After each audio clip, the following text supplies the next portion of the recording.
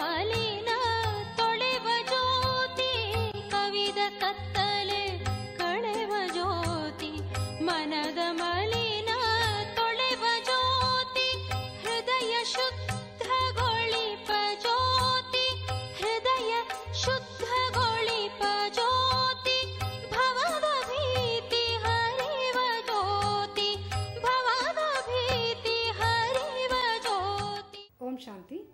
ಪ್ರಜಾಪಿತ ಬ್ರಹ್ಮಕುಮಾರಿ ಈಶ್ವರೀಯ ವಿಶ್ವವಿದ್ಯಾಲಯ ಸಮರ್ಪಿಸುತ್ತಿರುವ ಜ್ಞಾನಜ್ಯೋತಿ ಕಾರ್ಯಕ್ರಮಕ್ಕೆ ವೀಕ್ಷಕರೆಲ್ಲರಿಗೂ ಆದರದ ಸ್ವಾಗತವನ್ನು ಕೋರ್ತಾ ಇದ್ದೀನಿ.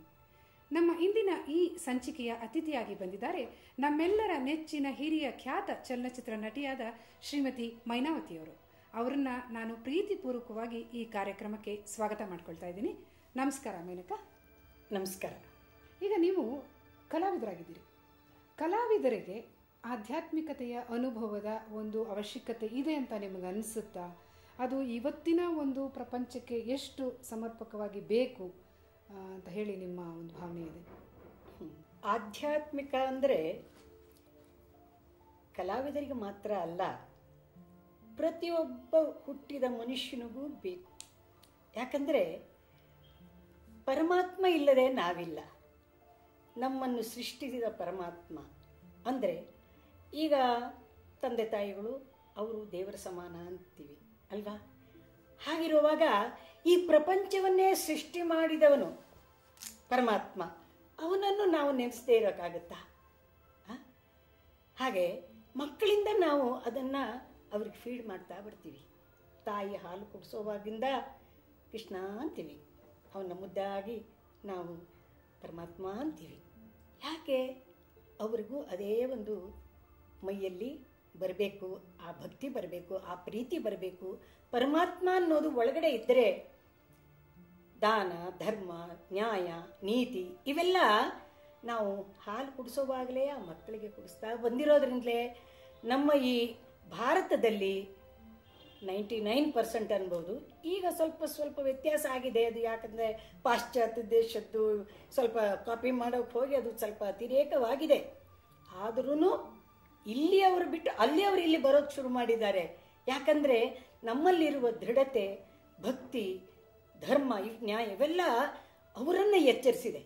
ಅವರು ಬಂದು ನಮ್ಮ ಹತ್ರ ಕೇಳ್ತಾರೆ ಅಂದರೆ ನಾವು ಎಷ್ಟು ಪುಣ್ಯವಂತರು ಅಲ್ವಾ? ಯಾಕಂದರೆ ಭಗವಂತ ಇಲ್ಲದೆ ನಾವಿಲ್ಲ. ಪ್ರತಿಯೊಂದು ವಿಷಯದಲ್ಲೂ ಪ್ರತಿಯೊಂದರಲ್ಲೂ ನಾವು ಭಗವಂತನನ್ನು ಕಾಣಬೇಕು. ಒಂದೊಂದು ತುತ್ತು ತಿನ್ನುವಾಗಲೂ ಅದನ್ನು ನೆನೆಸ್ಕೋಬೇಕು. ಹಾಗಿದ್ರೇ ಅದನ್ನು ನಾವು ಬೆಳೆಸೋಕ್ಕೂ ಸಾಧ್ಯ. ಯಾಕಂದರೆ ಆ್ಯಕ್ಟಿಂಗ್ ಅಂದರೆ ಬರೀ ಆ್ಯಕ್ಟ್ ಮಾಡಿದ್ರೆ ಸಾಲದು. ಆ ಕ್ಯಾರೆಕ್ಟರ್ ಏನು, ನೀವೇನು, ನಿಮ್ಮೊಳಗೆ ಏನಿದೆ, ಆ ಥರ ನಾವು ಅದನ್ನು ಪ್ರಕಟ ಮಾಡ್ತೀವಿ. ಹಾಗೆಯೇ ಪರಮಾತ್ಮನನ್ನು ನಾವು ನೆನಪು ಮಾಡ್ಕೋಬೇಕಾದ್ರೆ ನಾವು ಎಷ್ಟು ಪುಣ್ಯ ಮಾಡಿರಬೇಕು, ಎಷ್ಟು ನಮಗೆ ಅವನ ಅನುಗ್ರಹ ಇದ್ದರೆ ಆಗುತ್ತೆ, ಎಷ್ಟು ಸಾಧನೆ ಮಾಡಬೇಕು ಅದನ್ನು ತಿಳ್ಕೋಬೇಕು. ಪರಮಾತ್ಮ ಅನ್ನೋದು ಇದ್ದಾನೆ, ಇದ್ದೇ ಇರ್ತಾನೆ, ಯಾವತ್ತೂ ಅದನ್ನು ನಾವು ಮರೆಯೋಕ್ಕಾಗಲ್ಲ. ಸತ್ಯ. ಪರಮಾತ್ಮ ಇದ್ದಾನೆ ಅನ್ನೋ ಮಾತು ಅಕ್ಷರ ಸಹ ಸತ್ಯ. ಅದನ್ನು ನಾವು ಅನುಭವ ಮಾಡ್ಕೊಳ್ಬೇಕು ಅಷ್ಟೇನೆ, ಆಗಲೇ ಅದರ ಒಂದು ಸಾಕ್ಷಾತ್ಕಾರ ಆಗೋದು. ಕೆಲವ್ರು ಹೇಳ್ತಾರೆ ಇಲ್ಲ ಪರಮಾತ್ಮ ಇಲ್ಲ ಅನ್ನೋದು, ಅದು ಒಂದೊಂಥರ ವಿತಂಡವಾದ ಅಂತ ಹೇಳಿ ನಾನು ಹೇಳ್ತೀನಿ. ಇದು ನಿಮ್ಮ ಅನುಭವಕ್ಕೆ ಬಂದಿದೆ. ಈಗ ನೀವು ಹೇಳಿದ್ರಿ ದೈವ ಭಕ್ತಿ ಮೊದಲಿಂದ ನಮ್ಮ ಮನೆಯಲ್ಲಿ ಇತ್ತು ಹಾಗೆ ಅಂತ ಹೇಳಿ ಅಂತ. ಈ ಒಂದು ದೈವ ಭಕ್ತಿಯ ಒಂದು ಸಹವಾಸದಿಂದ ಇರಬಹುದು ಅಥವಾ ಒಂದು ಆಧ್ಯಾತ್ಮಿಕತೆಯ ಪರಿಚಯ ಇರೋದ್ರಿಂದ ಇರಬಹುದು. ನಿಮ್ಮ ಜೀವನದಲ್ಲಿ ಅದರಿಂದ ಪ್ರಯೋಜನಗಳನ್ನೇನಾದರೂ ನೀವು ಪಡ್ಕೊಂಡಿದ್ದೀರಾ? ಪ್ರಯೋಜನಗಳು ನಿಮಗಾಗಿದೆ ಅಂತ ನಿಮಗೆ ಅನಿಸುತ್ತಾ? ಅದರಿಂದ ಪ್ರಯೋಜನ ಆಗಿದೆ. ಯಾಕಂದರೆ ನಾವು ವಾತಾವರಣ ನಮ್ಮದು ಹೇಗಿದೆ ಅಂದರೆ, ನಮ್ಮ ಚಿತ್ರ ಜೀವನದಲ್ಲಿ ಅಟ್ರಾಕ್ಷನ್ ನೋಡಿದ್ದೆಲ್ಲ ಬೇಕು, ಎಲ್ಲ ನಾವು ಆ ಥರ ಬೆಳೆದು ಬಿಡ್ತೀವಿ. ಆದರೆ ಮನೆಯಲ್ಲಿ ಕಂಟ್ರೋಲ್ ಮಾಡ್ತಾ ಇದ್ರೂ ನಮಗೊಂದೊಂದು ಸಲ ಹಾಗೆ ಎಳೆಯುತ್ತೆ. ಅಯ್ಯೋ ಅದೆಷ್ಟು ಚೆನ್ನಾಗಿದೆ, ಆ ದೊಡ್ಡ ಮನೆ ನೋಡಿ ಹಾಗಿದೆ, ಆ ಒಡವೆ ಚೆನ್ನಾಗಿದೆ, ಈ ಸೀರೆ ಚೆನ್ನಾಗಿದೆ, ನಾವು ಹೀಗೆ ಆ್ಯಕ್ಟ್ ಮಾಡಿದ್ರೆ ಚೆನ್ನಾಗಿರುತ್ತೆ, ನನ್ನ ಎಲ್ಲರೂ ಹೇಗೆ ನೋಡಬೇಕು ನಾನು ಆ್ಯಕ್ಟ್ ಮಾಡಿದ್ದು, ಈ ಥರ ಎಲ್ಲ ನಾವು ಕಲ್ಪನೆ ಮಾಡ್ಕೊಳ್ತೀವಿ, ವಹಿಸೋದು. ಆಗ ಮನೆಯವ್ರು ಏನು ಮಾಡ್ತಾರೆ, ಆಧ್ಯಾತ್ಮಿಕ ಇಂಜೆಕ್ಷನ್ ಕೊಡ್ತಾ ಇರ್ತಾರೆ. ಅಷ್ಟೆಲ್ಲ ಮಾಡಬಾರ್ದು, ಅದು ಹೇಗೆ ಮಾಡಬಾರ್ದು, ದುರುಪಯೋಗ ಮಾಡಬಾರ್ದು, ಹೀಗೆ ಧ್ಯಾನ ಮಾಡಬೇಕು, ಹೀಗೆ ಪರಮಾತ್ಮನನ್ನು ನೆನಪು ಮಾಡಿಕೊಳ್ಬೇಕು, ಹೀಗೆ ದೊಡ್ಡವರನ್ನು ಗೌರವಿಸಬೇಕು, ಹೀಗೆ ಕಷ್ಟ ಸುಖದಲ್ಲಿ ಕಷ್ಟದಲ್ಲಿ ಇರೋರನ್ನ ನಾವು ನೋಡಿ ಅವರಿಗೆ ಸಹಾಯ ಮಾಡಬೇಕು, ತಿಳಿದೇ ಇರೋವರಿಗೆ ವಯಸ್ಸಾದವರು ಬುದ್ಧಿ ಹೇಳ್ತಾರೆ. ಹಾಗೆ ನಮ್ಮ ಅಣ್ಣ ಒಬ್ಬರು ಪ್ರಭಾಕರ್ ಅಂತ ಪ್ರಭಾಕರ್ ಅಂತ ಸಂಗೀತ ವಿದ್ವಾನವರು, ಅವ್ರು ಹೇಳೋದು, ಯಾಕಂದರೆ ಹೇಗೆ ನಾವು ಇರ್ತಿದ್ವಿ ಅನ್ನೋದಕ್ಕೆ ನಿಮಗೆ ಹೇಳೋದು, ಅದು ನಿಜ ಅಥವಾ ಸತ್ಯ ಅಂತ ಅಲ್ಲ. ಹಿರಿಯರು ಹೇಳಿದ್ದನ್ನು ಕಿರಿಯರು ಕೇಳಬೇಕು, ಹಿರಿಯರು ತಪ್ಪು ಮಾಡಿದ್ರೆ ಕಿರಿಯರು ಅದನ್ನು ನೋಡಿದ್ರು ನೋಡ್ದಾಗಿರಬೇಕು ಅಂತ ಹೇಳಿ. ಯಾಕಂದರೆ ಹಿರಿಯರು ನೀನು ತಪ್ಪು ಮಾಡ್ತೀಯಾ ಹಾಗೆ ಅಂತ ಹೇಳಬಾರ್ದು, ಯಾಕಂದರೆ ಅದು ನಮ್ಮ ಒಂದು ಇದಲ್ಲ.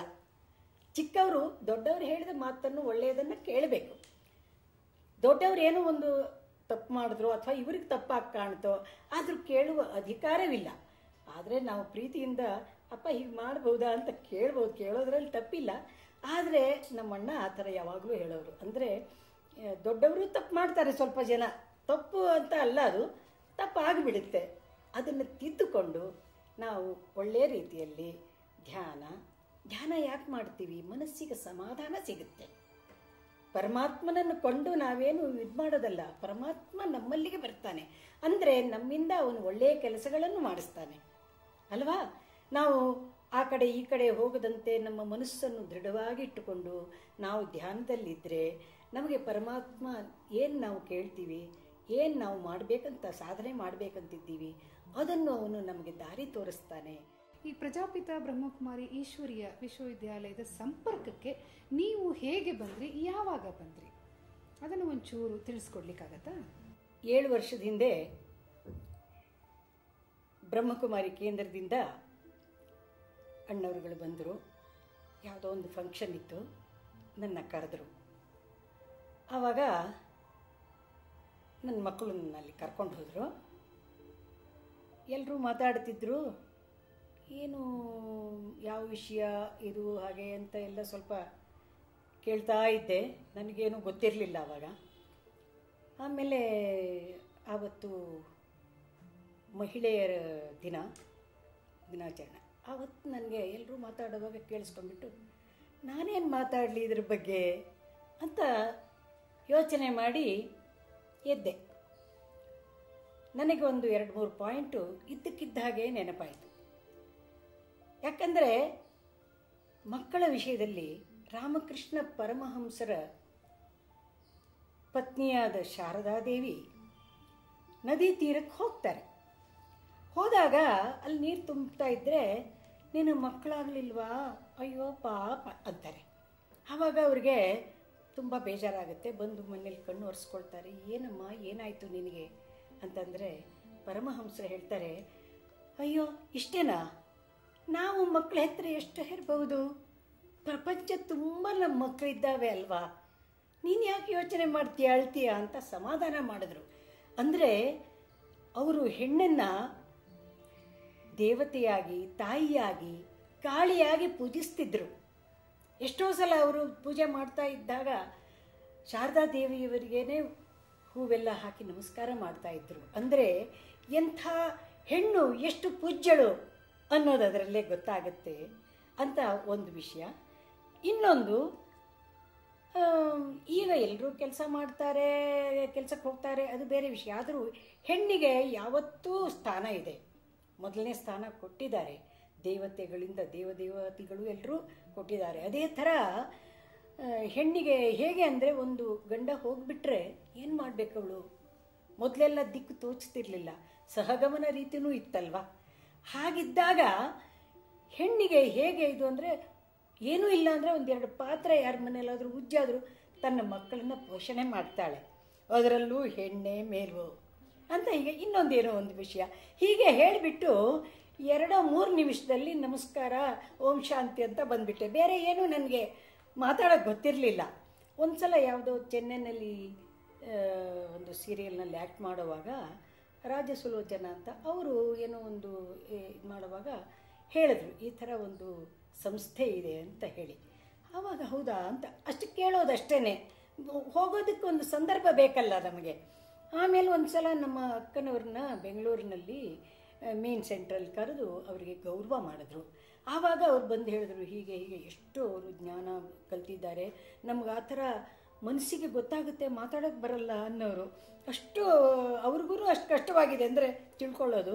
ಇಂಥ ಒಂದು ಸಂಸ್ಥೆ ಈಗ 7 ವರ್ಷದ ಕೆಳಗೆ ಈಗ ಗಣೇಶಣ್ಣನವರು ಬಂದು ಸ್ವಲ್ಪ ಅಣ್ಣಂದರು ಬಂದು ನನ್ನ ಫಂಕ್ಷನ್ಗೆ ಕರೆದ್ರು, ಇದೆಲ್ಲ ಮಾಡಿದ್ರು, ಮೌಂಟ್ ಆಬೂಗೂ ಕರೆದ್ರು. ಹೀಗೆ ನನಗೆ ಈ ಧ್ಯಾನದಲ್ಲಿ ಹೇಗೆ ಬಂದೆ ಅಂದರೆ ಆಧ್ಯಾತ್ಮಿಕ ಇರಬಹುದು, ಪಾಪ ಪುಣ್ಯ ಹೇಳ್ಕೊಟ್ಟಿರ್ಬೋದು, ಆದರೆ ಅದನ್ನು ಅಳವಡಿಸ್ಕೊಂಡು ಬರೋದಕ್ಕೆ ಒಂದು ಜಾಗ ಬೇಕು. ಅದನ್ನು ತಿಳಿದು ಅದನ್ನು ನಿರ್ವಹಿಸಬೇಕಾದರೆ ಫೌಂಡೇಶನ್ ಬೇಕಲ್ವಾ?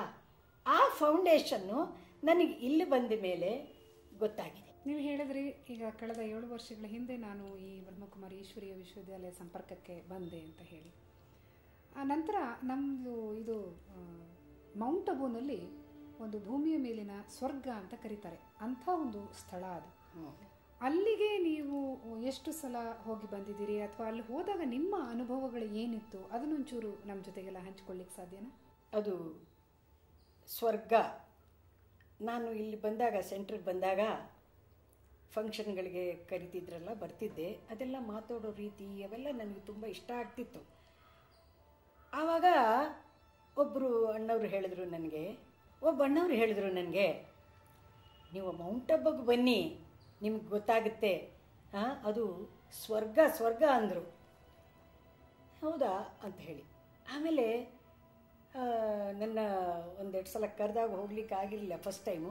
ಸೆಕೆಂಡ್ ಟೈಮು ನಾನು ಅಣ್ಣವ್ರ ಜೊತೆಗೆ, ಗಣೇಶಣ್ಣವ್ರ ಜೊತೆಗೆಲ್ಲ ಹೋದೆ. ಆಮೇಲೆ 2ನೇ ಸಲ ರಾಜೇಶ್ ಅವ್ರ ಜೊತೆಗೆ ಹೋದೆ. ಮತ್ತು ಬೇರೆ ಸೆಂಟ್ರಿಂದನೂ ನನ್ನ 1-2 ಸಲ ಕರ್ಕೊಂಡು ಹೋಗಿದ್ದಾರೆ. ಹೀಗೆ 3-4 ಸಲ ನಾನು ಹೋದೆ. ಆದರೆ ಫಸ್ಟ್ ಟೈಮ್ ಹೋದಾಗ ಬಾಬಾ ಅವರ ಮಿಲನ ಇತ್ತು. ಆವಾಗ ಹೋದಾಗ ಒಂದು 25,000 ಜನ ಅಲ್ಲಿ ನಿಂತಾಗ ನನಗೆ ಆ ಧ್ಯಾನ, ಎಲ್ಲ ಬಿಳಿ ಬಟ್ಟೆ ಹಾಕ್ಕೊಂಡು ಈ ಕಡೆ ಆ ಕಡೆ ಗಮನವೇ ಇಲ್ಲದೆ ಅವರು ಕೂತಿರುವಾಗ ಈ ಒಂದು ಅಟ್ರಾಕ್ಷನ್ ಹೇಗೆ ಬರುತ್ತೆ. ನಾವು ಧ್ಯಾನದಲ್ಲಿ ಕೂತ್ಕೊಳ್ತೀವಿ, ಒಂದು ಪರಮಾತ್ಮನ ನೆನಪಿನಲ್ಲಿ ಕೂತ್ಕೊಂಡಾಗ ಓಂಕಾರ ಹೇಳಿಬಿಟ್ಟು ನಾವು ಕೂತ್ಕೊಳ್ತಿದ್ವಿ. ಏನು ಒಂದು ಅರ್ಧ ಗಂಟೆ 3/4 ಗಂಟೆ ಕೂತ್ರೆ ಒಂದು ದೊಡ್ಡದೇನೆ. ಹಾಗಿರುವಾಗ 5 ಗಂಟೆ 6 ಗಂಟೆಗಳ ಕಾಲ ಅಚ್ಚಲಿಸದೆ ನಾನು ಹಾಗೆ ಕೂತಿರೋದನ್ನು ಅವ್ರು ಕೂತಾಗ ನಾನೂ ಕೂತ್ಬಿಟ್ಟಿದ್ದೆ. ನನಗೆ ಗೊತ್ತೇ ಇಲ್ಲ, ಅಷ್ಟು ನಾನು ಮೈಮರೆತು ಕೂತಿದ್ದೆ. ಆಗ ನನಗೆ ಬಹಳ ಆನಂದವಾಯಿತು. ಇವ್ರು ಹೇಳಿದ್ದು ಸ್ವರ್ಗ ಕರೆಕ್ಟ್, ಇದು ಎಲ್ಲ ಹಂಸಗಳಂತೆ ಆ ಬಿಳಿ ಬಟ್ಟೆ ಹಾಕ್ಕೊಂಡು ಅವ್ರು ಓಡಾಡೋದು. ಮತ್ತು ಇಲ್ಲಿ ಎಲ್ಲರೂ ಸೆಂಟ್ರಲ್ಲಿ ಬಂದರೆ 1-2 ಶಬ್ದ ಮಾತಾಡ್ತೀವಿ, ಆದರೆ ಅಲ್ಲಿ ಮಾತೇ ಇಲ್ಲ. ಏನಾದರೂ ಬೇಕಿದ್ರೂ ಸನ್ನೆನೆ ಅದು ಹಾಕ್ಸ್ಕೊಳ್ಳೋದು, ಮೌನ ಅಷ್ಟು. ಎಲ್ಲರೂ ನಕ್ಕರು, ವಿಶ್ ಮಾಡಿದ್ರು, ಹೋದರು, ಅಲ್ಲಿ ಧ್ಯಾನಕ್ಕೆ ಕೂತರು. ಹೀಗೆ ಊಟಕ್ಕೆ ಬಂದ್ರೂ ಗಲಾಟೆ ಇಲ್ಲ, ಹಿಂಗಂತ ಮಾತಾಡಬೇಡಿ ಅಂತ. ಎಷ್ಟು ಚೆನ್ನಾಗಿತ್ತು ಅಂದರೆ ಅದೇ ಒಂದು ನನಗೆ ಆನಂದವಾಗಿ ಅಲ್ಲಿಂದ ನಾನು ಇವರುಗಳ ಜೊತೆಯಲ್ಲಿ ಪ್ರತಿಯೊಂದು ಸಲ ಕರೆದಾಗ ನಾನು ತಪ್ಪಿಸ್ಕೊಳ್ಳದೇನೆ ಈ ಸೆಂಟ್ರಿಗೆ ಬರ್ತಾ ಇದ್ದೀನಿ. ನನಗೆ ಬಹಳ ಆನಂದವಾಗುತ್ತೆ. ಅದೇ ಥರ ಎಲ್ರಿಗೂ ನಾನು ಹೇಳ್ತೀನಿ, ಅಲ್ಲಿ ಒಂದು ಸಲ ಆದರೂ ಹೋಗಿ ಬನ್ನಿ, ನಿಮಗೆ ಗೊತ್ತಾಗುತ್ತೆ ಅಂತ. ಬ್ರಹ್ಮಕುಮಾರಿ ಈಶ್ವರೀಯ ವಿಶ್ವವಿದ್ಯಾಲಯದ ಸಂಪರ್ಕಕ್ಕೆ ಬಂದ ಮೇಲೆ ಇಲ್ಲಿನ ಒಂದು ಯಾವ ರೀತಿ ನೀವು ಜ್ಞಾನವನ್ನು ಪಡ್ಕೊಂಡ್ರೆ ಮತ್ತು ಅದರಿಂದ ನಿಮಗೆ ಏನಾದರೂ ಉಪಯೋಗಗಳಾಗಿದೆಯಾ? ನಿಮ್ಮ ಜೀವನದ ಪದ್ಧತಿಯಲ್ಲಿ ಏನಾದರೂ ಒಂದಷ್ಟು ಬದಲಾವಣೆಗಳು ಕಂಡು ಬಂದಿದೆಯಾ ಅಂತ ಅನಿಸುತ್ತಾ ನಿಮಗೆ? ಬದಲಾವಣೆ ಆಗಿದೆ. ಯಾಕಂದರೆ ಯಾರಾದರೂ ಏನಾದರೂ ಮಾತಾಡಿದ್ರು ಮನಸ್ಸಿಗೆ ಹರ್ಟ್ ಆಯಿತು, ಅಥವಾ ಏನಾದರೂ ನೋವು ಕೊಡೋಂಥ ಒಂದು ವಿಷಯ ನಡೀತು, ಏನಾದರೂ ಮಾತಾಡಿದ್ರೆ ನಾವೇನು ಬಿಟ್ಕೊಡೋದು ಅಂತ ಒಂದೊಂದು ಸಲ ನಾವು ಮಾತಾಡಿಬಿಡ್ತೀವಿ ಅಲ್ವಾ. ಅದು ಮಾತಾಡಿದ್ರೆ ಏನಾಗುತ್ತೆ, ಅದು ದೊಡ್ಡದಾಗುತ್ತೆ ವಿನ ಕಡಿಮೆ ಆಗಲ್ಲ. ಆವಾಗ ಏನಾದರೂ ತಪ್ಪಿದ್ರೆ ಅದು ತಪ್ಪು ಅಂತ ನಾವು ವಾದ ಮಾಡ್ತೀವಿ. ವಾದ ಮಾಡಿದಾಗ ಅವ್ರಿಗೆ ಸಿಟ್ಟು ಬಂದಾಗ ಇನ್ನೂ ಜಾಸ್ತಿ ಆಗುತ್ತೆ. ಈ ಥರ ಎಲ್ಲ ಎಷ್ಟೋ ಒಂದೊಂದು ಥರದ ಮನುಷ್ಯರಲ್ಲಿ ಬೇಕಾದ ಥರ, ಒಂದೇ ಕೈ ಒಂದು ತಾಯಿ ಮಕ್ಕಳಾದ್ರೂ 5 ಬೆರಳು ಒಂದೇ ಥರ ಇರಲ್ಲಲ್ವ, ಆ ಥರ ಇರುತ್ತೆ. ನಮ್ಮ ಅಕ್ಕ ತುಂಬ ಸಮಾಧಾನಿ. ಅವರಿಗೆ ಏನು ಮಾತಾಡಿದ್ರು ಇವ್ರಿಗೆ ಹೇಗೆ ಅಂತ ಅಂದ್ಕೊಳ್ಳೋದು, ಯಾವಾಗಲೂ ಧ್ಯಾನದಲ್ಲಿರೋದು, ಯಾವಾಗಲೂ ದೇವರದ್ದೇ ನೆನಪು ಮಾಡೋದು. ಯಾರಾದರೂ ಏನಾದರೂ ಮಾಡೋದು ಇನ್ಸಲ್ಟ್ ಆದರೆ ಅವ್ರು ಅದನ್ನು ಗಮನಿಸ್ತಾನೆ ಇರಲಿಲ್ಲ. ಅವರು ಯಾವಾಗಿನ ರೀತಿಯಲ್ಲಿ ಅವರು ಮಾತಾಡೋರು. ಇದೆಲ್ಲ ನೋಡಿದಾಗ ನಂಗೆ ಸ್ವಲ್ಪ ಹರ್ಟ್ ಆಗ್ತಾಯಿತ್ತು. ಇವ್ರು ಯಾಕೆ ಸುಮ್ಮನೆ ಇರಬೇಕು, ಸ್ವಲ್ಪ ಜವಾಬು ಕೊಡಬಾರ್ದು, ಅಕ್ಕ ಯಾಕೆ ನೀವು ಹಾಗೆ ಬಂದೆ, ಹಾಗೆ ಮಾಡಬಾರ್ದಿತ್ತು ನೀನು ಅಂತ ಅಕ್ಕನಿಗೆ ನಾನು ಜೋರು ಮಾಡ್ತಿದ್ದೆ. ಸುಮ್ಮನೆ ಇರೇ, ಎಲ್ಲಾದರೂ ಏನಾದರೂ ಗಲಾಟೆ ಆದರೆ ನಾನು ಎದ್ದು ಬಿಟ್ಟರೆ ಅವ್ರು ಹಂಗೆ ನನ್ನ ಜಿಗಿಟ್ಬಿಡೋರು ಕೂತ್ಕೊ ಅಂತ. ಈ ಥರ ಎಲ್ಲ ಎಷ್ಟೋ ಸಲ ನಡೆದಿದೆ. ಒಂದು ಜಾಗದಲ್ಲಿ ಒಂದು ಹೀರೋಯಿನ್ನ ಒಳಗಡೆ ಬರ್ತಾರೆ ಅಂದ್ಬಿಟ್ಟು ಹಿಂದಿನ ಭಾಗದಲ್ಲಿ ನಮ್ಮ ಅಕ್ಕನ ಹೋಗೋಕೆ ಹೇಳಿದ್ರು ಒಂದು ಸಲ. ಆಗ ನಾನು ಚಿಕ್ಕವಳು ಇನ್ನು ಬಂದ ತಕ್ಷಣ ನೀನು ಯಾಕೆ ಈ ಕಡೆಯಿಂದ ಬಂದೆ, ಅದೇನು ಅವಳು ಆ ಕಡೆಯಿಂದ ಬರೋದು ನೀವು ಈ ಕಡೆಯಿಂದ ಹೋಗೋದು ಅಂತ ನಾನು ವಾಗ್ವಾದ ಮಾಡಿದ್ದೆ. ಆ ಥರ ಎಲ್ಲ ಇದೆ. ಆದರೆ ಅವರು ಸಮಾಧಾನಿ, ಅವರಷ್ಟು ಸಮಾಧಾನವಾಗಿದ್ದದ್ರಿಂದನೇ ಅವರು ಸಿನಿಮಾದಲ್ಲಿದ್ದರೂ ಸಿನಿಮಾ ನಟಿಯ ಥರ ಇರಲಿಲ್ಲ, ಒಂದು ತಾಯಿಯಾಗಿ ಮೆರೆದರು. ಯಾಕಂದರೆ ಅವ್ರಿಗೆ ಹೀರೋಯಿನ್ ಮಾಡೋಕ್ಕೆ ಇಷ್ಟನೇ ಇರಲಿಲ್ಲ. ಬೇಗನೆ ಹೀರೋಯಿನ್ ಮಾಡ್ತಾ ಇದ್ದವಳು ತಾಯಿ ಪಾರ್ಟಿ ತಿರುಗಿಬಿಟ್ಲು, ಅತ್ತಿಗೆ ಪಾರ್ಟಿ ತಿರುಗಿಬಿಟ್ರು. ಯಾಕೆ ಅಂದರೆ ಅವರಿಗೆ ಅದರಲ್ಲಿ ಆನಂದ ಸಿಗ್ತಿತ್ತು. ತಾಯಿಯಾಗಿ, ಅತ್ತಿಗೆಯಾಗಿ, ಹಿರಿಯವಳಾಗಿ ಆ ಥರ ಒಂದು ಕ್ಯಾರೆಕ್ಟರ್ ಮಾಡಿ ಎಲ್ಲ ಪ್ರತಿಯೊಂದು ಕ್ಯಾರೆಕ್ಟ್ರು ಮಾಡಿದ್ದಾರೆ ಅವರು. ಆ ಥರ ಇರುವಾಗ ಅವರು ನನಗೆ ಸಮಾಧಾನದ ವಿಷಯ ಆವಾಗ ಒತ್ತುತ್ತಾ ಇದ್ರೂ ನನಗಾಗಿ ಸಮಾಧಾನ ಬರೋದು ಒಂದು ವಯಸ್ಸು ಮತ್ತು ಅನುಭವನೂ ಬೇಕಲ್ವಾ. ಇಂಥ ಒಂದು ಜಾಗಕ್ಕೆ ಬಂದಾಗ ನನಗೆ ಬ್ರಹ್ಮಕುಮಾರಿಯಲ್ಲಿ ತುಂಬ ಸಮಾಧಾನ. ಅವರು ಅಕ್ಕವರೇ, ಅಣ್ಣವರೇ ಅಂತ ಎಷ್ಟು ಮುದ್ದಾಗಿ ಮಾತಾಡುವಾಗ ನಮ್ಮನ್ನು ಮ್ಯಾಗ್ನೆಟ್ ಥರ ಎಳೆದು ಬಿಡ್ತಾರೆ. ಅಷ್ಟು ಆನಂದವಾಗೋದು ನನಗೆ. ಈಗೂ ಮಾತಾಡ್ತಾರೆ. ಅಷ್ಟು ಜನ ಇರೋವಾಗ ನಿಶ್ಶಬ್ದವಾಗಿರೋದು, ಧ್ಯಾನದಲ್ಲಿ ಕೂತ್ರೆ ಗಂಟುಗಟ್ಟಲೆ ಕೂತ್ಕೊಳ್ಳೋದು, ಏನದು ಆನಂದವಾಗುತ್ತೆ. ನಮಗೂ ಹಾಗೆ ಆನಂದವಾಗುತ್ತೆ ಅಂತ ನಾನು ಅದನ್ನು ಈಗ ನೀವು ಒಂದು 24 hours ನನ್ನ ಮನೆ ಒಳಗೆ ಇರು ಅಂದರೆ ಇದ್ದು ಬಿಡ್ತೀನಿ. ಮೊದಲು 5 ನಿಮಿಷ 10 ನಿಮಿಷದ ಮೇಲೆ ಮನೇಲೇನಿರೋದು ಎಲ್ಲಾದರೂ ಹೋಗೋಣ ಅನಿಸ್ತಿತ್ತು. ಈಗ ಹಾಗನ್ಸಲ್ಲ. ನೀವು ಸೆಂಟ್ರಿಗೆ ಕರಿತೀರಾ ಅಂತ ನಾನು ಕಾಯ್ತಾ ಇರ್ತೀನಿ, ಯಾವಾಗ ಹೋಗೋದು ಅಂತ. ಏನಾದ್ರು ಫಂಕ್ಷನ್ಗಳಿದ್ದರೆ ಬರಬೇಕು ಅಂತ ನಾನು ಯಾವಾಗಲೂ ತಪ್ಪಿಸ್ಕೊಳ್ಳಲ್ಲ. ಅಣ್ಣವರೆಲ್ಲ ಫೋನ್ ಮಾಡಿದ್ರೆ ಅಥವಾ ಬೇರೆ ಸೆಂಟ್ರ್ಗಳಲ್ಲೂ ನನ್ನ ಕರೀತಾರೆ. ನನ್ನ ಕರೆದಾಗ ನಾನು ತಪ್ಪಿಸ್ಕೊಳ್ಳೋದೇ ಇಲ್ಲ. ಅಷ್ಟು ನನಗೆ ಆಗದೆ ಇದ್ದಾಗ ಎಲ್ಲೋ ಬರಲ್ಲ ವಿನಃ ನನಗೆ ಬಹಳ ಆನಂದ ಕೊಡುತ್ತೆ. ಯಾಕಂದರೆ ಸಮಾಧಾನ. ನೀವು ಎಷ್ಟೇ ಸಲ ಬೈದ್ರೂ ಅವ್ರಿಗೆ ಕೋಪನೇ ಬರಲ್ಲ. ಯಾಕೆ ಬರಲ್ಲ ಅಂದರೆ ನಮ್ಮ ಮನಸ್ಸೇ ಕಾರಣ. ನಾವು ಅದನ್ನು ತಿಳ್ಕೊಂಡಾಗ, ಪರಮಾತ್ಮನನ್ನು ನೆನಪು ಮಾಡಿಕೊಂಡಾಗ, ಪರಮಾತ್ಮನನ್ನು ನಾವು ಧ್ಯಾನ ಮಾಡುವಾಗ, ಪರಮಾತ್ಮ ನಮ್ಮ ಜೊತೆಯಲ್ಲಿ ಮಾತನಾಡುವಾಗ ನಾವು ನಮ್ಮನ್ನು ಮರೆತು ಪ್ರಪಂಚವನ್ನೇ ಮರೆತು ಬಿಡ್ತೀವಿ. ಹಾಗಾಗಿ ನಾವು ಒಬ್ಬರೇ ಇದ್ದರೆ ಅಥವಾ 4 ಜನ ಇಂಥ ಒಂದು ಸತ್ಸಂಗದಲ್ಲಿ ನಾವು ಇದ್ದಾಗ ಟೈಮ್ ಹೋಗಿದ್ದೇ ಗೊತ್ತಾಗಲ್ಲ. ಬೇರೆ ಕಡೆ ಹೋಗಿ, ಇವಾಗ ಶೂಟಿಂಗ್ ಹೋಗಿ ನಿಮಗೆ 10 to 1 ಅಂತಾರೆ. 10 to 1 ಅಂದರೆ ಹೀಗೆ ಗಂಟೆ ನೋಡ್ತಾ ಇರ್ತೀವಿ. 1 ಗಂಟೆ ಯಾವಾಗುತ್ತೆ, ಯಾವಾಗ ಇವರು ಬಿಡ್ತಾರೆ ನಮ್ಮನ್ನು ಅಂತ ನಾವು ಕಾಯ್ತಾ ಇರ್ತೀವಿ. ಇಲ್ಲ ಹಾಗಲ್ಲ, ಇವ್ರು ಕಣ್ಣು ಯಾವಾಗ ಬಿಡ್ತಾರೆ, ನಾವು ಯಾವಾಗ ಇವ್ರನ್ನ ಕರ್ಕೊಂಡು ಹೋಗೋದು ಅನ್ನೋ ಹಾಗೆ ಕಾಯ್ತಾ ಇರ್ತಾರೆ ಅಲ್ವೇ. ಅದರಲ್ಲಿ ಸಮಾಧಾನ. ಪ್ರತಿಯೊಂದು ವಿಷಯದಲ್ಲೂ ಜ್ಞಾನ ಪಡೆದುಕೊಳ್ಳೋದಕ್ಕೆ ನಂಬರ್ 1 ಇದು. ಬ್ರಹ್ಮಕುಮಾರಿಯವರಲ್ಲಿ ನಾನು ಕಲ್ತಿರೋದು ಸಮಾಧಾನ, ಆನಂದ. ಆ ಧ್ಯಾನ ಮಾಡುವಾಗ ಆನಂದ. ನಮ್ಮನ್ನೇ ನಾವು ಮೈಮರೆತು ಆ ಪರಮಾತ್ಮನಲ್ಲಿ ಲೀನವಾಗ್ತೀವಿ. ಅವನ ಜೊತೆಯಲ್ಲಿ ಮಾತಾಡ್ತೀವಿ, ಅವನ ಜೊತೆಯಲ್ಲಿ ನೃತ್ಯ ಮಾಡ್ತೀವಿ, ಅವನ ಜೊತೆಯಲ್ಲಿ ಅಂದರೆ ಕೈ ಹಿಡ್ಕೊಂಡು ಅವನು ನಮ್ಮನ್ನು ನಡೆಸ್ತಾನೆ ಅನ್ನೋ ಒಂದು ಧೈರ್ಯದಿಂದ ಅವರಲ್ಲಿ ನಾವು ಬೆರೆತಿದ್ದೀವಿ. ಬ್ರಹ್ಮಕುಮಾರಿಯಲ್ಲಿ ನನಗೆ ತುಂಬ ಸಮಾಧಾನ ಸಿಕ್ಕಿದೆ ಮತ್ತು ಆನಂದ ಸಿಕ್ಕಿದೆ. ಯಾಕಂದರೆ ಕೋಪ ಮನುಷ್ಯನಿಗೆ ಕೆಟ್ಟದ್ದು. ಮಾತಾಡಿದ ತಕ್ಷಣ ಸಿಟ್ಟು ಬಂದುಬಿಡುತ್ತಲ್ಲ, ಅದರಲ್ಲಿ ಏನೇನೋ ಆಗಿಬಿಡುತ್ತೆ. ಆಮೇಲೆ ಮಾತಾಡಿದ ಮೇಲೆ ಅಯ್ಯೋ ಮಾತಾಡ್ದೇವಲ್ವಾ ಅಂತ ಆ ಬೇಜಾರು ಬೇರೆ ಆಗುತ್ತೆ. ಅಯ್ಯೋ ಇವ್ರು ನನ್ನ ಮಾತಾಡಿಸಿದ್ರಲ್ಲ, ಈ ಥರ ಮಾಡಿಬಿಟ್ರಲ್ಲ, ನನಗೆ ಸಿಟ್ಟು ಬರುವಾಗೆ, ಈ ಥರ ಎಲ್ಲ ಆಗುತ್ತೆ.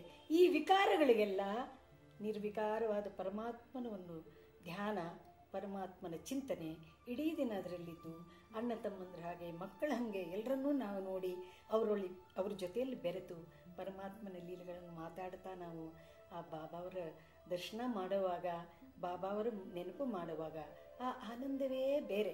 ಬೇರೆ ಪ್ರಪಂಚನೇ ಇಲ್ಲ ನಮಗೆ, ಅದು ಬೇರೆ ಪ್ರಪಂಚ. ಆದ್ದರಿಂದ ಆ ಪ್ರಪಂಚಕ್ಕೆ ಹೋದ ಮೇಲೆ ಇದೆಲ್ಲ ಕ್ಷಣಿಕ, ಸುಖವಿಲ್ಲದ್ದು ಅಂತ ಗೊತ್ತಾಗುತ್ತೆ. ಅದು ಗೊತ್ತಾಗಬೇಕಾದ್ರೆ ಮಾತ್ರ ನಾವಿಂಥ ಒಂದು ಸಂಸ್ಥೆಯಲ್ಲಿ ಬಂದು ನಮಗೆ ತಿಳ್ಕೊಂಡಾಗುತ್ತಾನೆ ಅದರ ಅನುಭವ ಆಗೋದು. ಹಾಗೆ ನನಗೆ ತುಂಬ ಸಮಾಧಾನ ಸಿಕ್ಕಿದೆ ಹೇಮಾ. ಇಲ್ಲಿ ಬಂದ ಮೇಲೆ ನಿಮಗೆ ಸಾಕಷ್ಟು ಆನಂದ ಸಿಕ್ಕಿದೆ ಅಂತ ಹೇಳಿದ್ರಿ ನೀವು. ಶಾಂತಿಯನ್ನು ಸ್ಥಾಪಿಸುವಂತಹ ಒಂದು ಮಹತ್ತರವಾದ ಸಂಸ್ಥೆ ಇದು ವಿಶ್ವದಲ್ಲಿ, ಪ್ರಜಾಪಿತ ಬ್ರಹ್ಮಕುಮಾರೀಶ್ವರಿಯ ವಿಶ್ವವಿದ್ಯಾಲಯ.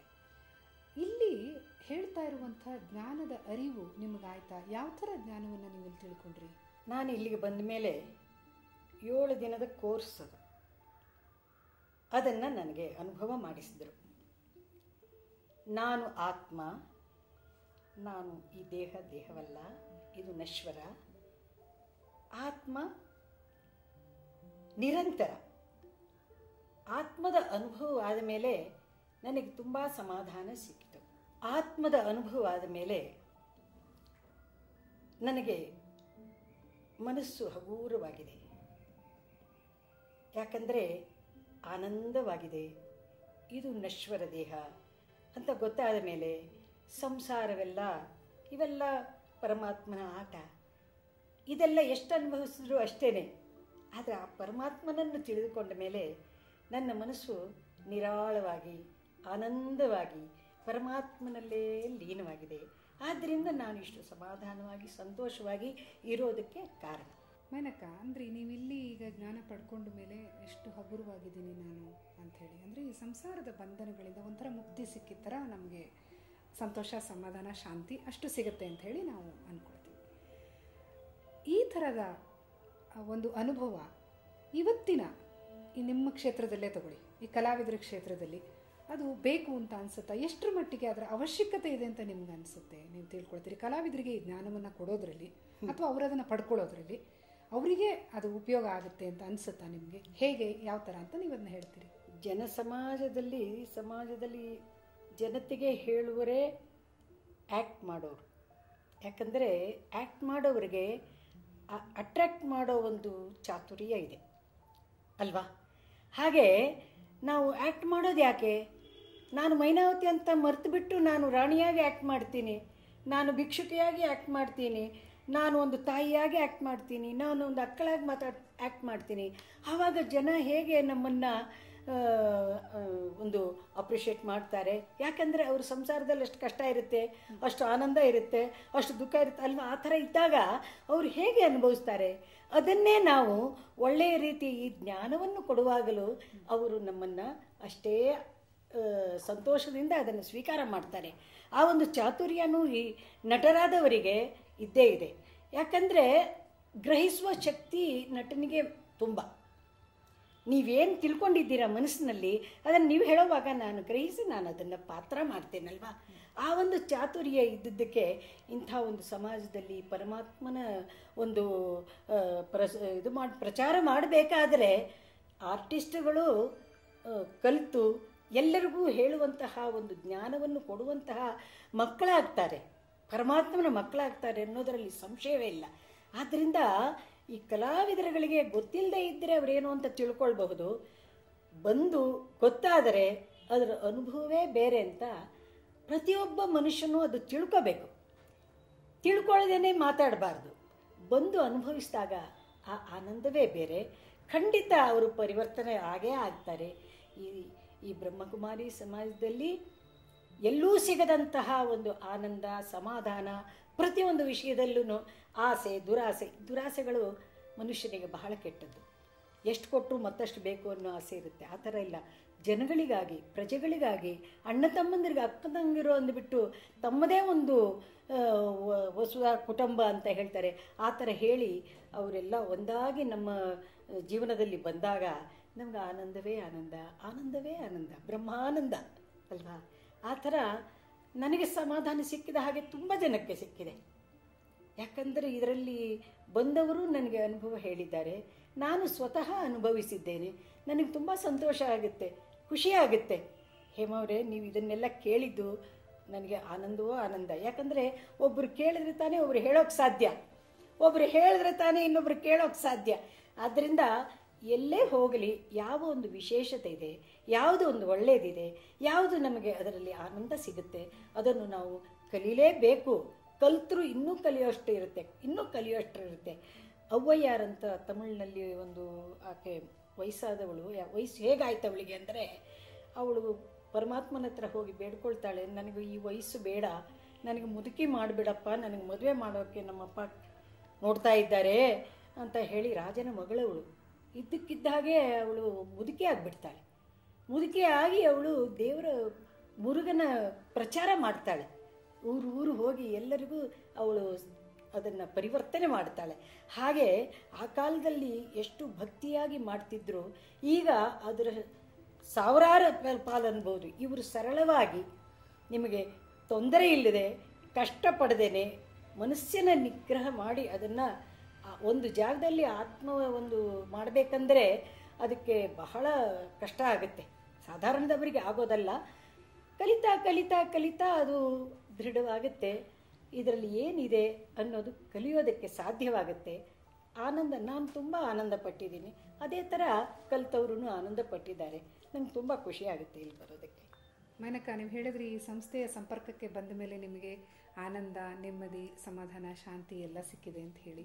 ಹಾಗೆಯೇ ನಿಮ್ಮ ಸಹ ಕಲಾವಿದರಿಗೆ ಸಾಧ್ಯವಾದರೆ ನಿಮ್ಮ ಯಾರ್ಯಾರು ನಿಮ್ಮ ಸಂಪರ್ಕದಲ್ಲಿ ಬರ್ತಾರೆ ಅವರಿಗೂ ಕೂಡ ಈ ಆನಂದವನ್ನು, ಸಮಾಧಾನವನ್ನು, ಶಾಂತಿಯನ್ನು ಹಂಚುವಂಥ ಕೆಲಸವನ್ನು ಕೂಡ ನೀವು ಮಾಡ್ತೀರಿ ಅಂತ ಹೇಳಿ ನಾನು ಆ ವಿಶ್ವಾಸವನ್ನು ಇಟ್ಟಿದ್ದೀನಿ. ಹಾಗೆ ನಿಮ್ಮ ಒಂದು ಕ್ಷೇತ್ರಕ್ಕೆ ಬಂದಾಗ ನನಗೆ ನೆನಪು ಬರುತ್ತೆ, ನೀವು ಒಂದು ಚಿತ್ರದಲ್ಲಿ ನಿಮ್ಮದೇ ಧ್ವನಿಯಲ್ಲಿ ಒಂದು ಗೀತೆಯನ್ನು ಹಾಡಿದ್ದೀರಿ ಅಂತ ಹೇಳಿ. ಅದನ್ನು ಒಂಚೂರು ಒಂದು ಪಲ್ಲವಿ ನೆನಪಿಗೆ ಬಂದರೆ ಬಹುಶಃ ಅದು ಭಕ್ತವಿಜಯ ಇರಬೇಕು. ಆ ಭಕ್ತವಿಜಯದಲ್ಲಿ ನನಗೆ ನೆನಪು ಬರೋದು 2 ಗೀತೆಗಳು. ಒಂದು, ನೀವು ಹನುಮಂತಾಚಾರ್ಯ ಜೊತೆಗೆ ಗಾಡಿ ತಳ್ಕೊಂಡು ಅಬ್ಬಬ್ಬ ಅಮ್ಮಯ್ಯ ದಬ್ಬಲಾರೆನಾದ ಅಮ್ಮಯ್ಯ, ಅದೊಂದು. ಆದರೆ ಅದು ನಿಮ್ಮ ಧ್ವನಿಯಲ್ಲಿ ಬಂದಿಲ್ಲ ಅಂತ ಕಾಣಿಸುತ್ತೆ.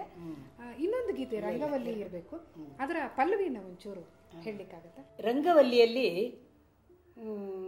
ಪರಮಾತ್ಮನನ್ನು ನೆನೆಸ್ಕೊಳ್ಳೋ ಥರನೇ ಹಾಡೋದು.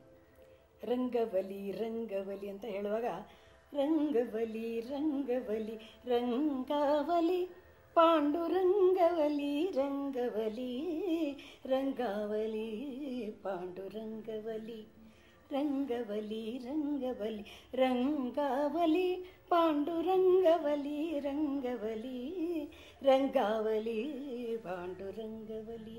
ಈ ಥರ ಪಾಂಡುರಂಗನ ನೆನೆಸ್ಕೊಂಡೇ ರಂಗೋಲೆ ಹಾಕೋದು ಆಗಿನ ಕಾಲದ ಹೆಣ್ಣು ಮಕ್ಕಳು. ಅದೇ ಥರ ಸೌಂದರ್ಯಲಿ, ಶಿವಾನಂದ ಲಹರಿ ಇವನ್ನೆಲ್ಲ ವಯಸ್ಸಾದವರಿಗೆ ಹೇಳಿಕೊಡ್ತೀನಿ ಅಂತ ಹೇಳಿದ್ನಲ್ಲ, ಅದನ್ನು ಒಂದು ಶ್ಲೋಕ ಹೇಳ್ತೀನಿ. ಭವಾನಿ ತ್ವಂ ದಾಸೇ ಮಹಿ ವಿತರ ದೃಷ್ಟಿಂ ಸ ಕರುಣ ಇತಿ ಸ್ತೋತು ವಾಚಂ ಕಥಯತಿ ಭವಾನಿ ತ್ವಂ ಇತಿ ಯಃ ತದೈವ ತ್ವಂ ತಸ್ಮೈ ದಿಶಸಿ ನಿಜ ಸಾಯುಜ್ಯ ಪದವೀಂ ಮುಕುಂದ ಬ್ರಹ್ಮೇಂದ್ರ ಸ್ಫುಟಮಕುಟ ನೀರಾಜಿತ ಪದ.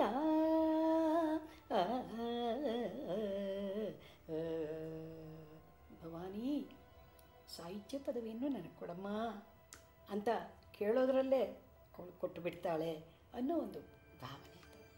ತುಂಬ ಸಂತೋಷ ಮೈನಕ. ನೀವು ಈ ಸಂಸ್ಥೆಯ ಸಂಪರ್ಕದಲ್ಲಿ ಬಂದು ಎಷ್ಟೊಂದು ಆನಂದ, ಸಮಾಧಾನ, ಶಾಂತಿಯನ್ನು ಪಡ್ಕೊಂಡಿದ್ದೀರಿ. ಹಾಗೆ ಇವತ್ತು ನಮ್ಮ ಜೊತೆಗೆ ಈ ಕಾರ್ಯಕ್ರಮಕ್ಕೆ ಕೂಡ ಬಂದು ನಿಮ್ಮ ಅನುಭವಗಳನ್ನು ಹಂಚಿಕೊಂಡಿದ್ದೀರಿ. ಹಾಗಾಗಿ ನಾನು ಸಂಸ್ಥೆಯ ಪರವಾಗಿ ಹಾಗೂ ವೀಕ್ಷಕರೆಲ್ಲರ ಪರವಾಗಿ ತಮಗೆ ಧನ್ಯವಾದಗಳನ್ನು ತಿಳಿಸ್ತಾ ಇದ್ದೀನಿ. ತುಂಬ ಸಂತೋಷ ಹೇಮ ಅವರೇ, ನಮಸ್ಕಾರ.